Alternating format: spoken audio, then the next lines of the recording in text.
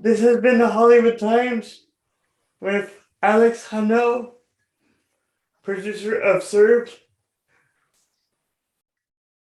I love the pilot. Are there plans to expand the world you created, or is it just going to be a self-contained workplace drama? Yeah, so the vision was always for this to take place almost exclusively in the restaurant. The grand plan for future episodes would be that we might exit the restaurant here and there momentarily, but the restaurant was always envisioned as a character with a kind of a specific tone and style and look. And we really wanted this to be where all of the action takes place. And on top of that, the idea that I'm sure we'll get into this a little bit more as we talk, but when you're working in a restaurant, it tends to consume your life. And so the idea that kind of this is these characters' lives, and they have a little stuff that goes on outside of that, but for the most part, this is their life. So yeah, so it was always supposed to be really contained to the workplace, and to kind of focus on that. Have you worked in the restaurant industry? Yes, I have. So I started working in restaurants when I was 13. My first job was as a dishwasher. It was at this grubby but delicious diner in Massachusetts. Same. And yeah, and it was probably one of my hardest jobs, because and that's one thing in future episodes that we want to kind of touch on, because the dishwasher role is very thankless. But yeah, I started working at 13, and I worked up from there. I was a busboy, I was a fry cook, I was a prep cook, I was a server, a host, a food runner. So I've done almost every job in a restaurant, and I spent about 10 years in total working in restaurants. So super familiar with the world. And again, I'm sure we'll talk a little bit more about that, but that was part of the inspiration for the show. But yes, very familiar with this industry. How did you come up with the premise of the show? Sorry. No, yeah, I mean, it's a great kind of launching off question. So as mentioned, with all of that experience in the restaurant world, I remember when I was first learning how to write, I guess you could say, and one of the adages is write what you know. And at the time I had some trouble with that, because I was young, and I was looking at people like Stephen King or J.K. Rowling, and being like, well, nobody's been a wizard, nobody's dealt with monsters, like they don't know this stuff. But that's not exactly what it meant, right? And as I grew older and started to learn a little bit more, it really was the idea of what experiences have you had in your life, and how do you translate those and add something new to the overall conversation in the world. And because I had spent so much of my time in the restaurants, it was kind of clear, like, that was something that I had an intimate relationship with that a lot of other people haven't, and that I could kind of add something new to, in terms of writing and producing the show.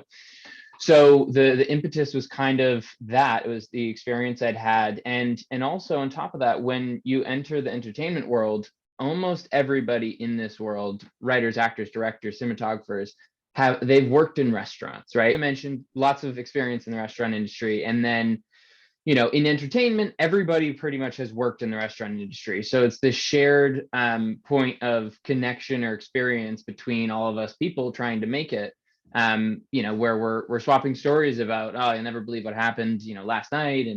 And so I realized that it was something that we could kind of all relate to. And beyond that, it was something that millions and millions and millions of people that can relate to, not just people in the entertainment world. I mean, there are roughly 15 million people actively working in the restaurant industry as we speak, probably more when you include undocumented folks, and then people who have worked in it in the past. I mean, we're talking, there's no statistics available, but just a massive amount of people. So kind of putting all those things together, it was like, this could be something that I think people could really latch on to. And yeah, I pulled from my experiences in restaurants. I had worked at a restaurant just outside of Boston, in a place called Somerville, Massachusetts.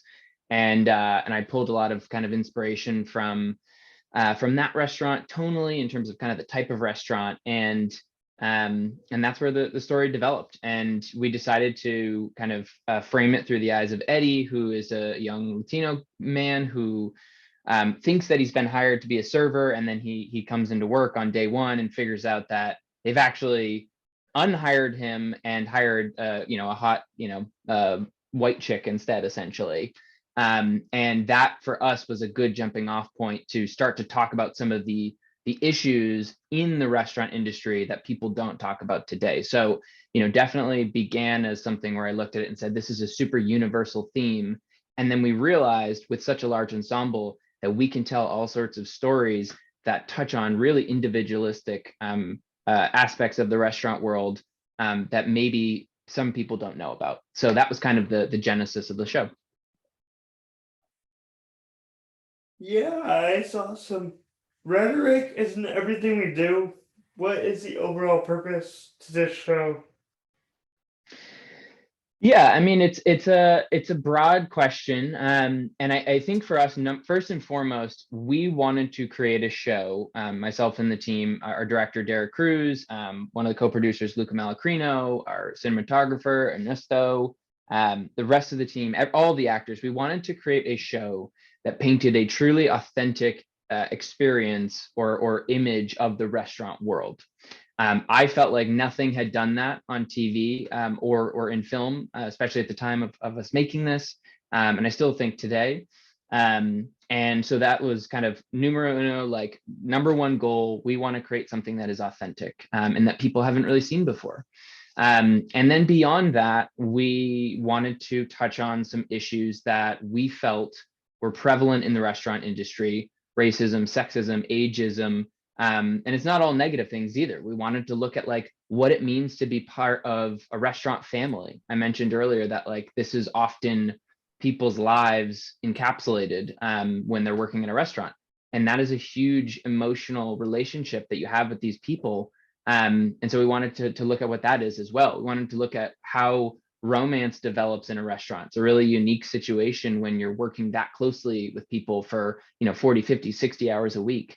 And so these are, I think, unique relationships that we could explore that haven't been explored in other pieces of TV. So that's kind of those are kind of the different purposes for the show. Do you feel like the 5-star dish at a 3-star restaurant is more difficult to sell because of COVID and how it impacted the economy?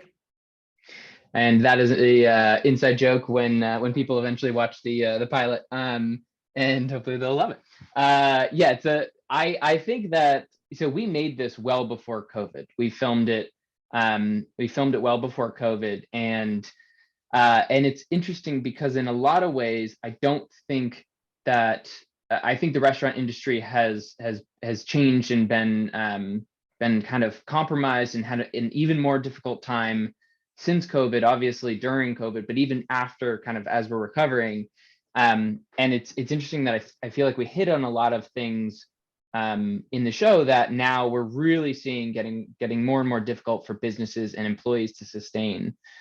But that joke specifically, I think it's way harder to sell a 5-star dish in a 3-star pub nowadays because it's just the economy just as a kind of starting point. I mean, people have less expendable cash to go out to eat. I mean, I'm seeing now when you go into restaurants, they're adding an 18% service charge. It's not a tip for their employees. It's literally just to give their employees higher wages. So, that's 18% plus your 20% tip on top of that.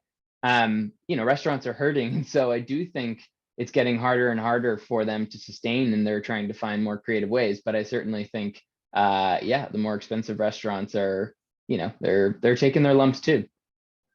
This show is reminiscent of Friends and How I Met Your Mother. How the heck do you balance levity and drama so well? Yeah, I mean, that was always the goal with it. We didn't want this to be a straight comedy. I love shows like Parks and Recreation or The Office or Community that are all they're more or less workplace comedies. I mean, Community is not exactly workplace, but hits the same kind of notes. but this was, we wanted it to be something different because I think that it'd be very easy to do a straight comedy in the restaurant workplace and, excuse my language, but kind of take the piss out of it. But we wanted to do something authentic. We wanted to create a show that people looked at and said, oh my God, that's my life, right? And I don't think you do that if you're watching Parks and Rec or The Office. I mean, I think you laugh along with it, but very rarely are you going to look at it and say, oh yeah, that's what my day looks like. So we knew we wanted it to be kind of straight down the middle, a drama and a comedy. And when we made it, the idea of like a dramedy was far less common. I think nowadays almost everybody watching TV understands what a dramedy is, but when we made it a few years ago, that was not exactly the case. So it was a challenge to kind of balance that, to make sure that the entire team understood the type of show we were making. But I think that we managed because ultimately, like I said, almost everyone on the cast and crew had worked in restaurants, right? So they understood the absurdity of what a single day in a restaurant world looks like.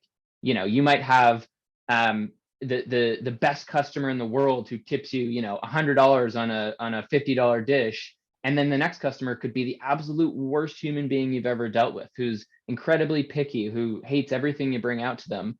And so there's this natural balance just in that world. Every customer, it could be a different experience, and you as a server, you're walking into this scenario, you have no clue what this person's day's been like. You don't know if they're at the top of the world or if they're at the bottom of the heap.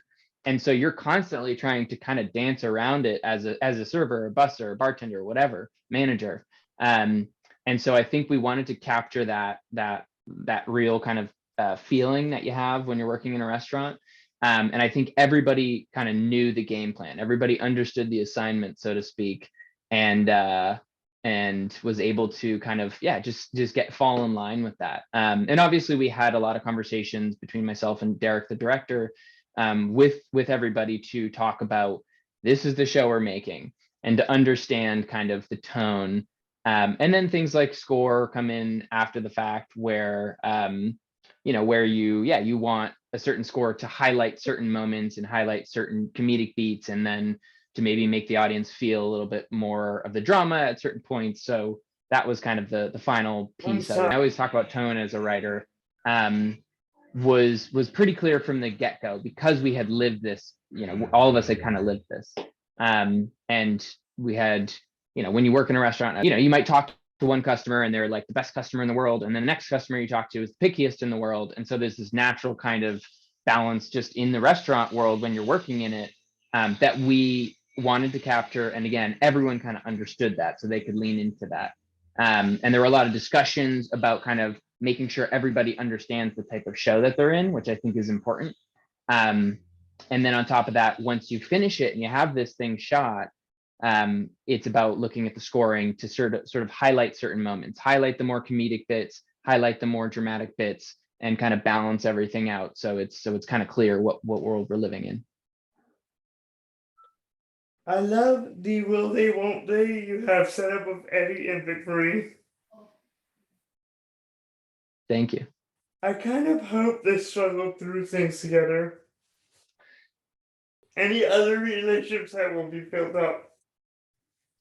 So yeah, thank you. The first question there, we see at the end of the pilot that Eddie has kind of thrown his hat in the ring to help Vic Marie, and obviously it's a really selfless thing that he's doing, because essentially she unknowingly stole his job, and what we really wanted to do there in that last moment of the pilot is to establish, like, I think we set up in the first chunk that Vic Marie is like this spoiled, kind of undeserving brat in a sense, but then you see the other side of it. And this is what I think is important. It's very easy nowadays to villainize certain people for their experiences that they've had. And as a writer and as a filmmaker, I'm not super interested in that. What I want to do is I want to show the why behind everyone's motivations. I want to look at why characters have become the way that they've become, or developed the way they've developed, so that we can empathize with them and understand them. And so with the second half, we see Vic Marie and we see how she lacks certain life experience, and that has kind of put her in the situation that she's in. And obviously Eddie is on the complete opposite end of the spectrum in terms of his life experience. He has literally flipped with Vic Marie in terms of the things he knows and the life he knows. But it's this beautiful moment where I think Eddie realizes he can help Vic Marie in some ways. And to your point about them struggling together throughout the series, it absolutely will be them continuing to develop a relationship and Vic Marie starting to help Eddie in some ways as well, because there are things that Eddie doesn't understand about the world. I mean, we see that in the opening moment when he's talking to himself in the mirror and he's lacking this confidence, partially because of the life that he's lived and the lack of opportunity that he's had to develop that confidence. But I think that them kind of developing that relationship is only going to help with both of them going into the world. And so I can't answer any questions about the will they, won't they, but I can say that much. And then some of the other relationships, I will say this. I mean, it's a restaurant, and I have never worked in a restaurant where there are not romances constantly either starting or stopping or restarting and restopping. That is the nature of the restaurant world. And so we absolutely want to dive into that. And there are some subtle hints in the pilot towards one or two other relationships. And I think that a lot of them are, again, because you really shouldn't eat where you shit, right? Or shit where you eat. And I think that almost everybody who works in a restaurant breaks that rule. And so we will absolutely dive into that and look at the taboos behind certain workplace romances, specifically restaurant romances. Is this show gonna tackle hard issues? I'm excited if it is. Yeah, I mean, it's I think that this is not, I think this is not necessarily a global show. And what I mean by that is we're not looking to make a big show, right? This is a show that takes place in a restaurant. Having said that, I think this is absolutely a show that anybody globally can relate to, right? The restaurant world is not unique to Los Angeles or to the United States. And what we want to try to do is show this little microcosm. This is one restaurant with one unique experience that hopefully people across the world can relate to in their own restaurant experiences. So with that in mind, we want to tackle hard issues, and we want to do it on a small scale. We want to see how it affects the day-to-day life of people. We don't want to show this huge social commentary, with protests and marches and things like that, because that's not true to this world. But we want to show how people deal with it on a day-to-day basis, right? How does Eddie deal with the racism that he faces walking in day one and basically losing his job before he even starts? How does Ava, who's the restaurant manager, how does she deal with the sexism that she's faced her entire life to get where she is? How are there are going to be plenty of other social issues that we're going to touch on, but basically our goal is going to be to do it on a small scale and an intimate scale, and just see. I mean, I'm not interested in preaching. I'm not interested in saying right or wrong. I am interested in presenting situations and questions and hopefully starting a discussion, because that's where I think any sort of change can start, is a discussion in an open forum. And again, empathy, trying to understand. Even with Paul, we paint him to be a villain, but we want to look at some point in the series, why is he the way that he is? What experiences does he have that have shaped him that way? And not to say that we're going to redeem every character. That's not the goal, but certainly to look at the logical why of where they are and who they are and how they become that. That is awesome. The performances by the actors were so realistic. It made me feel invested in the plot to where I liked it. Is there any direction given by the director or vice versa? So this is something that I can only speak to a little bit, because Derek Cruz was the director on the show, and obviously he couldn't be here today, but he can add a lot more to that, I'm sure. But he definitely had a lot of conversations with the cast about again, it kind of circles back to a point we were talking about earlier with the idea of tone and trying to create the balance between the levity and the heart. And he was constantly having conversations with the cast to make sure that everyone was on the same page there. And the other element of this is that the first half of this pilot is a one shot, right? So the camera never cuts, and there's no hidden cuts. I mean, it is a single take. And so there were a lot of cinematography logistics that we had to work with as well. And so I think that Derek really leaned into using that movement of the camera and the hecticness of the restaurant. I'm happy to talk a little bit more about the cinematography, but to kind of help people understand this is the pace of the show. This is what the tone of it should be. And the other beautiful thing is we did, table reads and many discussions with all the cast before we shot. So everybody had an opportunity to bring their own unique take to the character. For example, Nico Anan, who plays Beatty, the bartender, he was a very different character in the original draft. And Nico came in and blew us out of the water with his audition and really brought a totally different lens and dynamic to the character, which was wonderful. And it absolutely elevated it. So each of the actors brought their own experiences and definitely had those conversations to kind of to create and sculpt their characters in an authentic way. Yeah, I actually skipped that question about cinematography, but I loved it. Oh, thank you. What Yeah, we what are your tips for for directors other than show don't tell?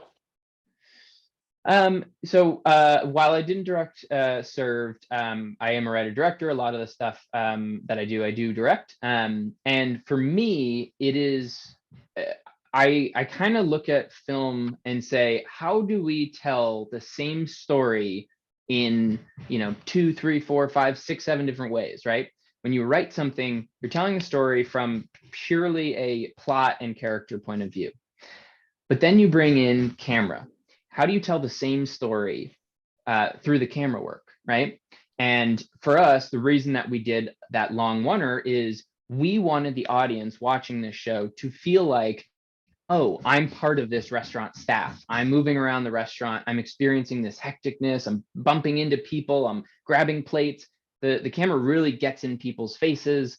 And we wanted the audience to almost feel like it was like you're watching and you're a member of the staff. When we were developing this, I had recently seen Mike Birbiglia's movie Don't Think Twice, and I had seen a Q&A with him, and he had said that he had a kind of a similar thought for the stand-up crew. The camera was on stage with the sorry, it's not stand-up, it's improv, with the improv troupe in that movie, and the camera was on stage with them, and he said, I wanted the camera to feel like it was one of the improv members, and we wanted our camera to feel like it was a restaurant staff person. So in terms of directing, that was the goal. How are we going to tell the same story? Well, we're telling a story about this hectic restaurant world and all these different characters and kind of the highs and lows and the emotion and the love and the hate. And so we did that with the camera. It's hectic, it's messy, it's jutting in and out of rooms.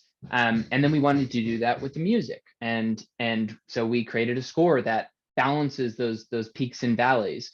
And then you want to do it with the coloring, and you want to do it with with the sound design. So as from advice directorially, I think is try to find as many ways to tell the same story as you can, with all the different tools that you have as a filmmaker in your toolkit, so to speak. I worked at a dishwasher once. I remember putting everything up because the buses were too busy. That restaurant, however, sadly did not look that busy. There was only a table. Yeah. I realized that you can't hire 40 extras for the budget. Yeah. So it's you're absolutely on the money there. We had, so the day that we shot our that first half, the oneer, we had a pretty full restaurant, and to the best of our ability stacked it with extras. And then some of the other days, when we were shooting for the additional scenes in the restaurant, we definitely had fewer extras. But for us, there's two things that I would say there. Number one, I have worked in some of my days serving. I would work and it would be slow, and there would still be a difficult customer. There would still be something that you think, oh, it's slow, it's easy, and then something would come and throw a hitch in your giddy up, so to speak. And I think that's so true in the restaurant world. And you can talk to anybody. It's almost, I'm not gonna say it's easier when you're busy, but you kind of get into this almost zombie-like trance, and you just boom, boom, boom, you hit one thing after another. um and I think that there's truth to, sometimes when it's slow, you'll have like the most difficult customer come in and it'll screw everything up. So that didn't bother us in terms of the restaurant being busy. But the other thing is that it's a story moment, it's a character moment. Vic Marie is very new to serving, and to all the complexities that are wrapped up in serving and what it takes to be a good server. And so for her, even a slow day is going to be difficult.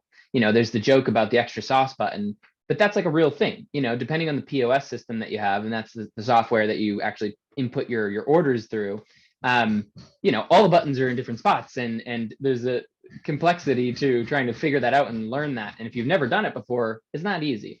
So for her, it was very much about showing kind of how difficult this is, for Vic Marie. So The show conveys humanity in which shows in which many shows do not. How did you manage that? um, I don't think there's an easy answer here. I think that in the world of film, this might sound like a cop out, but in the world of film, it is 100% a collaborative medium. Okay, and anybody who works in movies hopefully knows that. There are certainly directors who I think would like to argue otherwise. But I don't, hopefully they don't get too far in the world. The reality is the best projects come when a bunch of really talented people put their heads together and bring their specific skill sets to the table, and you smash it together, and then you end up with this beautiful amalgamation of everybody's vision. And I think that's the reality, is that everybody working on this put so much love into it. And again, I know you probably hear that a lot with a lot of projects, but it was the truth for us. And it was, I part of the inspiration for this was I was an RA in college, resident assistant, resident advisor rather. And it was interesting because my group of RAs, there was 8 of us total, and somebody commented at one point during the year and said, there is no scenario where you 8 people ever would have talked to each other if you weren't RAs. And yet we ended up becoming best of friends. I still talk to all of them today. And like Community does a great job of that, smashing together these people who have no reason to really know each other. And that's what a restaurant does. It brings people together who might not have similarities or similar interests, and it forces them to kind of become friends. And that's what happened on our show. Is we spread a wide net for our casting, and we found the most talented, wonderful, authentic people for each role. And they came together and brought so many different elements together because they never would have met each other otherwise. And so I think that's what happened. I think that's how it happened. And yeah, I think casting was a huge part of that, really focusing on and taking the time to find the right people for each role. And see what they could bring to the table. Where can we watch this? So Served, the pilot will be streaming on November 15th. Folks can subscribe to our YouTube channel. I think it's Served the series on YouTube. It'll be streaming there, and we're looking forward to sharing it with the world. For free? For free. What? Easy. Yeah, That's easy peasy. awesome. Yeah. We're, for us, it was, it's something that we've had, and we've just been excited to share it, but we wanted it to be the right time to release it to the world. And I think, especially given where the restaurant industry is right now, and how it's struggling in a lot of ways, it felt like now is the time to put something out that highlights kind of the beauty and the complexity of the restaurant world, and hopefully to put some wind in everyone's sails. And it's been fun just with the release of our trailer. I think it was a couple of days ago, seeing folks start to comment and interact and share their experiences and be like, oh my God, this is exactly like my life. And that's what I hope when the pilot comes out. I hope many more people will say and see. All right. Well, that was fun. Yeah, that was A awesome. nice I so interview. appreciate all these questions. They were wonderful. Thank you. Yes, indeed. Thank you so much for having me. Yes, sir. Have a good day. Likewise. Take care.